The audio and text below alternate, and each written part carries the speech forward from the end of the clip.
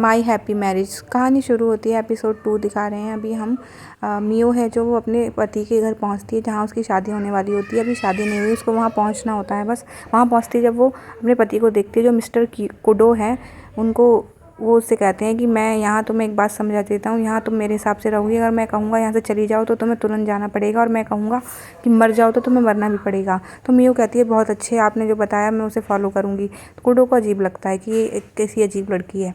उसके बाद दिखाते हैं मिस यूरी जो कि वहाँ की केयर टेकर है, वहाँ का ध्यान रखती हैं, मिस कुडो का भी ध्यान रखती हैं। वो मिस मियो को कहती हैं कि मिस मियो, कुडो इतने ख़राब नहीं है, वो काफ़ी अच्छे इंसान है। उसके बाद जब मियो सोती है तो उसे अजीब अजीब से सपने आते हैं, और वो थोड़ा सा मिस्टर कुडो के बारे में भी सोचती है कि कितना अच्छा इंसान है, कितना शांत स्वभाव का, और मैं अपनी शादी चलाने की पूरी कोशिश करूँगी, हर संभव प्रयास करूँगी।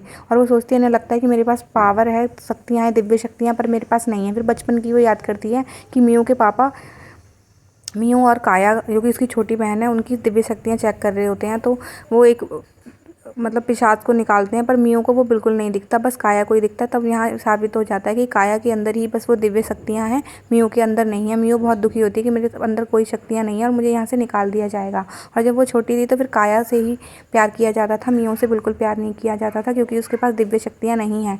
बस एक वहाँ पर ऐना नाम की एक केयर टेकर थी जो कि जब छोटी थी मियो उससे प्यार करती थी, उसका ध्यान रखती थी, और उसको प्यार करने वाला देखने वाला कोई नहीं था, ना उसकी माँ ना उसके बाप। क्योंकि अब वो सपना खुल जाता है, मियो उठती है और सुबह सुबह उठ के जल्दी से खाना बनाने लगती है। वो सोचती है मैं जितना कर सकती हूँ, मेरे पे कोई दिव्य शक्तियाँ तो नहीं है, पर जितना मुझे आता है उसमें मैं पूरी कोशिश करूँगी यहाँ का मन जीतने के लिए। तब मिस यूरी कहती है ठीक है, आपने बहुत अच्छा खाना बनाया है। अब मियो कुडो को खाना सर्व करती है और खाने को कहती है, तो कुडो कहता है पहले तुम खाओ, पर मियो डर जाती है क्योंकि अकेले ही उसे कभी किसी के साथ खाने का मौका ही नहीं मिला, नौकरों की तरह ही उसका सब बर्ताव हुआ था हमेशा।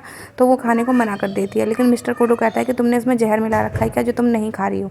और फिर वो अपने काम पर चला जाता है। वहाँ दिखाते हैं कि वो दिव्य शक्तियों वालों के एक उन्नत सैनिक है जो उसने कई सारे सैनिकों को दिव्य शक्तियों की ताकत का अंदाज़ा लगाना और बढ़ाना सिखाता है, ताकि अगर पिशाचों का कभी भी हमला हो तो ये सैनिक उससे हर संभव प्रयास करें और लड़ाई जीत सकें।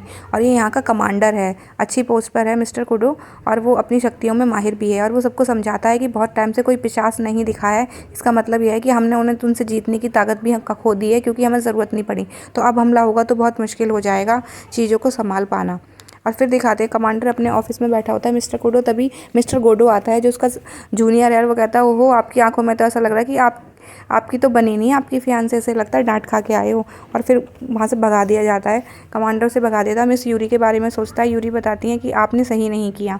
अब दिखाते हैं जो मियो के पापा होते हैं, वो काया के लिए उसने एक पति देखा, मतलब हस्बैंड देखा हुआ है, उसको समझाता है कि आपके लिए यहाँ रूम अरेंज कर दिया गया है। उसका नाम मिस्टर कीजो है, कीजो के लिए रूम अरेंज कर दिया गया है। और वो बचा हुआ सामान मियो के कमरे में रख के आते हैं और सोचते हैं कि मियो मैंने तुम्हारे साथ अच्छा नहीं किया। वो अब दिखाते हैं नेक्स्ट सीन।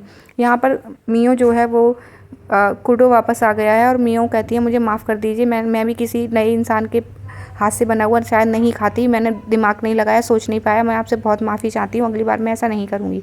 कुडो कहता है मुझे तुम पे शक नहीं है, लेकिन मैं अनजान आदमी के इंसान से हाथ से खाना नहीं खाना चाहता था। अब वो बैठ कर खाना खाता है जो कि यूरी ने बनाया है। तब वो दोबारा से सॉरी बोलती है और कहती है कि मैंने अपने लिए खाना नहीं बनवाया, मैं नहीं खाती हूँ। और फिर उसके बाद कुडो पानी गर्म करता है अपनी खुद की दिव्य शक्तियों से। मियो को फिर बहुत बुरा लगता है, मेरे पे इतनी शक्तियाँ भी नहीं है कि मैं पानी तक गर्म कर सकूँ, मैं किसी लायक नहीं हूँ। और ये वो सोचती रहती है। अब वो सफाई कर रही होती है, तब मिस्टर कुडो बाहर आके कहते हैं कि मैं माफ़ी चाहता हूँ कि मैंने तुम्हारे साथ सुबह गलत व्यवहार किया, अगले दिन मेरे लिए नाश्ता बना देना, मैं ज़रूर खाऊंगा, और पानी गर्म बचा हुआ है तो तुम भी उससे नहा सकती हो। तब मियो नहाते हुए सोचती है कि मिस्टर कुडो सच में बहुत अच्छे इंसान हैं, मुझे मिस यूरी ने सही बताया था कि वो एक अच्छे इंसान है, और मैं उनका दिल जीतने की पूरी कोशिश करूँगी। अब दिखाते हैं कि जब छोटी थी कि मियो, तब मिस आना बताती है जो उसकी केयर टेकर होती है कि जो उसकी असली माँ की सारे सामान उसकी सौतेली माँ ने छीन लिए हैं और सब कुछ तोड़ ताड़ दिया है। और वो कहती है नहीं, मैं जाके उनको डांटूंगी, मैं अपना सामान वापस लूँगी। और जब वो ऐसा करती है तो उसको कमरे में बंद कर दिया जाता है, अकेले में अंधेरे कमरे में, और बहुत डांटा जाता है कि इसको ये सबक सीखेगी और सब तब सुधरेगी। अब फिर मियो का सपना खुल जाता है और अपना वही कंगा देखती है जो एक ही कंगा उसके पास बचा होता है, उसकी माँ का दिया हुआ, और उसके पास अब कुछ नहीं है। अब वो अपने कपड़े पहनती है और फिर अब खाना बनाना शुरू कर देती है। तब मिस यूरी आ जाती हैं, वो कहती हैं अच्छा तो अब कमांडर आपके हाथ का खाना खाना चाहते हैं, मुझे बहुत खुशी है, आप खाना बनाइए। दोनों मिलकर खाना बनाती हैं। तब मिस मियो जो हैं वो खाना बना लेती हैं और फिर दोनों प्लेट सर्व की जाती हैं। अब फिर से मिस्टर कूडो कहते हैं खाना खा लो, फिर से मियो के मुंह से निकल जाता है नहीं मैं नहीं खा पाऊंगी आपके साथ बैठकर। फिर वो कहती है नहीं नहीं मैं खा लूँगी और खाने लगती है। अब मिस्टर कूडो कहते हैं तुम्हारे खाने का टेस्ट यूरी के खाने से बहुत अलग है और अच्छा है।